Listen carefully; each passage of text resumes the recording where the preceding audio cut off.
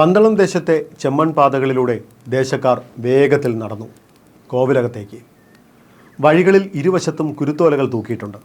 എല്ലാവരുടെയും മുഖത്ത് സമാധാനത്തിളക്കം. ദേശത്ത് മുഴുവൻ ഉത്സവ പ്രതീതി. വേട്ടയ്ക്ക് പോയ തമ്പുരാനും സംഘവും ഇതുവരെയും എത്തിയിട്ടില്ല. പക്ഷേ ഇന്നലെ കാട്ടിൽ നടന്ന കാര്യങ്ങളൊക്കെ പ്രജകൾ അറിഞ്ഞു കഴിഞ്ഞു. തമ്പുരാൻ്റെ ദൂതന്മാർ ഇന്നലെ തന്നെ കോവിലകത്ത് തിരിച്ചെത്തിയിരുന്നു. പന്തളം മന്നനെയും സംഘത്തെയും ഒറ്റയാൻ ആക്രമിച്ചതും കണ്ടൻ്റെ മകൻ അയ്യപ്പൻ അവരെ രക്ഷിച്ചതുമൊക്കെയാണ് ഇന്നത്തെ പ്രധാന സംസാര വിഷയം. ഒറ്റക്കൊമ്പനെ ചൂണ്ടുവിരലിൽ നിർത്തിയെന്നൊക്കെയാണ് കഥകൾ. ഒറ്റക്കൊമ്പൻ സാക്ഷാൽ ഗണപതി ഭഗവാനായിരുന്നുവെന്നും പന്തളം തമ്പുരാനെ പരീക്ഷിച്ചതാണെന്നും പറയുന്നവരുണ്ട്. ഏതായാലും കഥകൾ കേട്ടവർക്കും പുതിയ കഥകൾ ഉണ്ടാക്കിയവർക്കും ഒരു കാര്യത്തിൽ സംശയം ഏതും ഉണ്ടായിരുന്നില്ല. അയ്യപ്പൻ നാടിൻ്റെ രക്ഷകനാകാൻ പോകുന്നു. പെരുമ്പാറ്റയുടെ കഥ കഴിക്കാൻ പോകുന്നു. കോർമൻ കാരണവർ പ്രവചിച്ചത് സംഭവിക്കാൻ പോകുന്നു. അയ്യപ്പൻ നാട് വാഴാൻ പോകുന്നു. അവനെയും സംഘത്തെയും സ്വീകരിക്കാൻ വലിയ ഒരുക്കങ്ങൾ കോവിലകത്തൊരുക്കിയിട്ടുണ്ട്. രാവിലെ മുതൽ വാദ്യമേളങ്ങൾ കൊഴുക്കുന്നു. സേവകർ എല്ലാ കാര്യങ്ങൾക്കും ഓടി നടക്കുന്നു. കോവിലകത്ത് ഈ ആവേശം പക്ഷേ അന്തഃപുരത്തിൽ കണ്ടില്ല. മഹാറാണി മൗനത്തിലാണ്. അവരുടെ കണ്ണുകളിൽ ഭയവും ആശങ്കയും ദേഷ്യവുമൊക്കെ നിറഞ്ഞു നിന്നു. അന്തഃപുരത്തിലെ ദാസിമാരോട് ആവശ്യമില്ലാതെ അവർ കയർത്തു. റാണിയോട് അടുപ്പമുള്ളവർക്ക് കാര്യം മനസ്സിലായി.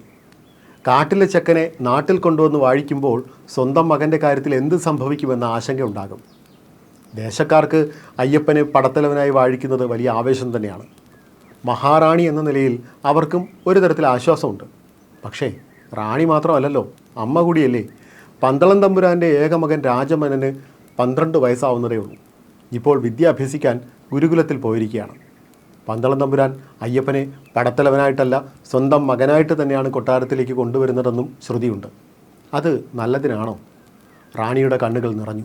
അവർക്ക് ഭയമാണ് എല്ലാവരെയും. ഒരു വശത്ത് പെരുമ്പാറ്റകൾ, മറുവശത്ത് മഹിഷപ്പട, ചുറ്റിനും രാജസ്ഥാനത്തിന് ഭീഷണിയാവാനിടയുള്ള മറ്റ് കോയ്മകൾ. അതിനിടയിൽ ഇങ്ങനെ ഒരു സാഹസം എന്തിനായിരുന്നു? റാണി സ്വയം ചോദിച്ചു. ഉത്തരം കിട്ടിയില്ല എന്ന് മാത്രം. തമ്പുരാനും സംഘവും പന്തളത്തെത്തുമ്പോൾ ഉച്ചയായി. കോവിലകത്ത് പെരുമ്പറകൾ മുഴങ്ങി. സേവകർ ശംഖു വിളിച്ച് സംഘത്തെ സ്വീകരിച്ചു. ജനങ്ങൾ ആവേശത്തോടെ പുഷ്പവൃഷ്ടി നടത്തി. തമ്പുരാൻ്റെ മനസ്സ് നിറഞ്ഞു. 2 നാൾ മുന്നേ താൻ പന്തളം വിടുമ്പോൾ കണ്ട മുഖങ്ങളല്ല ഇപ്പോഴുള്ളത്. ഇത്രയും ആഹ്ലാദത്തോടെയുള്ള ഒരു മടങ്ങിവരവ് ഇതുവരെ ഉണ്ടായിട്ടില്ല. തമ്പുരാൻ്റെ തൊട്ടടുത്തായി കുതിരപ്പുറത്തേറി വരുന്ന അവതാരത്തെ നാട്ടുകാർ അമ്പരപ്പോടെ നോക്കി. അവനാകട്ടെ വിനയത്തോടെ അവരെ നോക്കി ചിരിച്ചു. തനിക്ക് കിട്ടുന്ന സ്വീകരണത്തിൽ അവൻ അത്ഭുതപ്പെട്ടു. പെരുമ്പാറ്റയെ താൻ കീഴടക്കുമെന്ന വിശ്വാസം എത്രത്തോളം ശക്തമാണെന്ന കാര്യം അവനെ തെല്ല് അസ്വസ്ഥനുമാക്കി. ഇനി തൻ്റെ മുന്നിലുള്ളത് തിരക്കുള്ള ദിവസങ്ങളാണെന്നും അവൻ ഓർത്തു. അയ്യപ്പൻ കുതിരപ്പുറത്ത് നിന്നിറങ്ങി ദേശവാസികളുടെ അടുത്തേക്ക് ചെന്നു. അവർ അവനെ തൊടാനായി മുന്നോട്ടാഞ്ഞു. അവൻ എല്ലാവരോടും സ്നേഹത്തോടെ സംസാരിച്ചു. അവന് ലഭിക്കുന്ന സ്വീകാര്യത കണ്ട് തമ്പുരാൻ പോലും അതിശയിച്ചു പോയി. ആവേശത്തോടെ ദേശവാസികൾ ആർത്ത് വിളിച്ചു, അയ്യപ്പ തിന്തകത്തോം തോം മണികണ്ഠൻ തിന്തകത്തോം, മണികണ്ഠൻ തിന്തകത്തോം തോം അയ്യപ്പ തിന്തകത്തോം. മന്ത്രി മാർത്താണ്ഡനും ശംഖുവും ഈ ആവേശത്തിൽ പങ്കുചേർന്നു. കുഞ്ചുകുറുപ്പ് അല്പം മാറി നിന്ന് രംഗം വീക്ഷിച്ചു. തങ്ങളെ സ്വീകരിക്കാൻ വന്നവരുടെ കൂട്ടത്തിൽ മഹാറാണി ഇല്ല എന്ന് തമ്പുരാൻ ശ്രദ്ധിച്ചു. റാണിക്കെന്തെങ്കിലും വയ്യായികയുണ്ടോ? തമ്പുരാൻ വേഗം അന്തഃപുരത്തിലേക്ക് നടന്നു. മഹാറാണി പുറത്തെ ബഹളങ്ങളൊന്നും ശ്രദ്ധിക്കാതെ ഇരിക്കുന്നു. തമ്പുരാൻ കടന്നു വന്നതും അവർ അറിഞ്ഞില്ല. എന്തുപറ്റി റാണി? അവർ ശബ്ദം കേട്ട് ഞെട്ടി. എഴുന്നേറ്റ് തമ്പുരാനെ അഭിവാദ്യം ചെയ്ത് മിണ്ടാതെ നിന്നു. റാണിയുടെ മുഖം അദ്ദേഹം ശ്രദ്ധിച്ചു. താൻ ചെയ്തത് തീരെ ഇഷ്ടമായില്ലെന്ന് വ്യക്തം. അദ്ദേഹം റാണിയെ ആശ്വസിപ്പിച്ചു. മഹാറാണിയുടെ ആശങ്ക നമുക്ക് മനസ്സിലാവുന്നുണ്ട്. ഒന്ന് നാം തീർത്തു പറയാം. റാണിക്കോ നമ്മുടെ പുത്രനോ ഈ രാജസ്ഥാനത്തിനോ അയ്യപ്പൻ ഒരു ഭീഷണിയല്ല. അവൻ ഭീഷണിയാകാൻ പോകുന്നത് പെരുമ്പാറ്റകൾക്കും മഹിഷിക്കുമാണ്. നമ്മുടെ വാക്ക്. റാണിക്ക് ആ മറുപടിയിൽ തൃപ്തി തോന്നിയില്ല. എങ്കിലും തമ്പുരാനെ ക്ഷുഭിതനാക്കേണ്ട എന്ന് കരുതി അവർ മിണ്ടാതെയിരുന്നു. തമ്പുരാൻ പുറത്തേക്കിറങ്ങി. കുഞ്ചുകുറുപ്പിനോട് രാജസദസ്സ് വിളിക്കാനും അയ്യപ്പനെ പടത്തലവനായി വാഴിക്കുന്നതിനുള്ള ഒരുക്കങ്ങൾ നടത്താനും കൽപ്പിച്ചു. തമ്പുരാൻ അയ്യപ്പനെ സ്വകാര്യമായി വിളിപ്പിച്ചു. അവൻ തമ്പുരാനെ വണങ്ങി. കുഞ്ഞെ, ഇനി ഇത് നിൻ്റെ ദേശമാണ്. കണ്ടൻ്റെ മകനായല്ല, നമ്മുടെ മകനായാണ് നിന്നെ ഇങ്ങോട്ട് കൊണ്ടുവന്നത്. പടത്തലവനായി വാഴിച്ചു കഴിഞ്ഞാൽ പിന്നെ നിനക്ക് പൂർണ്ണ സ്വാതന്ത്ര്യമാണ്. ഈ ദേശത്തെ പടയെ വിപുലമാക്കാൻ നിനക്ക് എന്ത് മാർഗവും സ്വീകരിക്കാം. ഏതു നേരവും അനുവാദത്തിന് നിൽക്കാതെ നിനക്ക് നമ്മെ കാണാൻ വരാം. ചുറ്റും ശത്രുക്കളാണെന്ന് പ്രത്യേകം ഓർക്കണം. അയ്യപ്പൻ പുഞ്ചിരിച്ചുകൊണ്ട് മറുപടി പറഞ്ഞു. അങ്ങ് ഏൽപ്പിക്കുന്ന കാര്യം വിശ്വസ്തയോടെ ചെയ്യുമെന്ന് ഞാൻ ഉറപ്പു നൽകുന്നു. പെരുമ്പാറ്റയുടെ ആക്രമണം ഏറ്റവും കൂടുതൽ ബാധിച്ച ഒരു സമൂഹത്തിൽ നിന്നാണ് ഞാൻ വരുന്നത്. അതിനെ അടിച്ചമർത്തേണ്ടത് പന്തളത്തേക്കാൾ നമ്മുടെ ആവശ്യമാണ്. അതിന് അങ്ങ് നൽകുന്ന അകമഴിഞ്ഞ പിന്തുണയ്ക്ക് നന്ദിയുണ്ട്. ബാക്കിയെല്ലാം വരും പോലെ. എന്നെ വിദ്യ അഭ്യസിപ്പിച്ച നിരവധി ഗുരുനാഥന്മാരുണ്ട്. അവരെയെല്ലാം പന്തളത്തേക്ക് ക്ഷണിക്കണം. അവരുടെയൊക്കെ സഹായം നമുക്ക് വേണ്ടിവരും. പെരുമ്പാറ്റയെ തോൽപ്പിക്കാൻ കിട്ടാവുന്ന സ്രോതസ്സുകളൊക്കെ സംഘടിപ്പിക്കണം. തമ്പുരാൻ സമ്മതം മൂളി. അതിനെന്താ, കാര്യക്കാരെ നാളെ തന്നെ ഏർപ്പാടാക്കാം. എല്ലാവർക്കും സന്ദേശം അയച്ചോളൂ. ഇന്നിനി നന്നായി വിശ്രമിക്കും. തമ്പുരാൻ അയ്യപ്പൻ്റെ തോളിൽ തട്ടി ചിരിച്ചു. അയ്യപ്പൻ കോവിലകം മുഴുവൻ നടന്നു കണ്ടു. ഒരുപാട് ചെറിയ മാളികകളുടെ സമുച്ചയമാണ് പന്തളം കോവിലകം. തടിയിലും കല്ലിലുമുള്ള നിർമ്മിതികൾ അവൻ ശ്രദ്ധിച്ചു. ഓരോ മാളികകളും തമ്മിൽ ദൂരമുണ്ട്. ഒരു മാളിക അവനായി അനുവദിച്ചിട്ടുമുണ്ട്. അയ്യപ്പന് വല്ലാത്ത ആത്മവിശ്വാസം തോന്നി.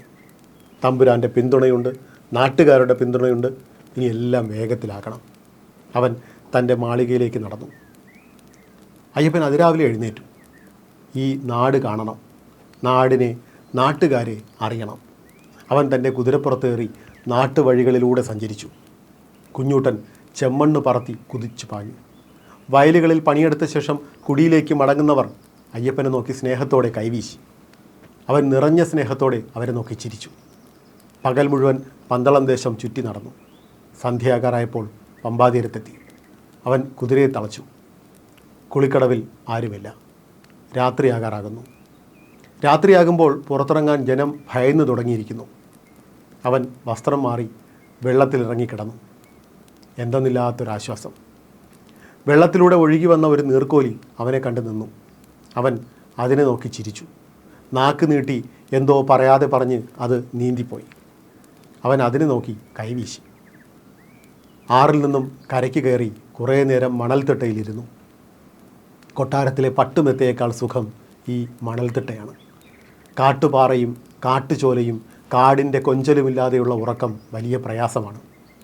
പഠനത്തിനായി കാട്ടിൽ നിന്നും നാട്ടിൽ വന്നപ്പോഴും ഉറക്കം നിലത്ത് പുൽപ്പായ വിരിച്ചായിരുന്നു. ആകാശത്തതാ മകരനക്ഷത്രം. അവൻ ഏറെ നേരം അത് നോക്കി കിടന്നു.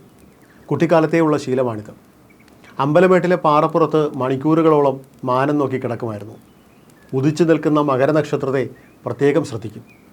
അപൂർവമായി മാത്രം കാണുന്ന ശനിയും തിളങ്ങി നിൽക്കുന്ന ശുക്രനും പിന്നെ കോടാനുകോടി താരകങ്ങളും ചിരി തൂകുന്ന ചന്ദ്രക്കലയും.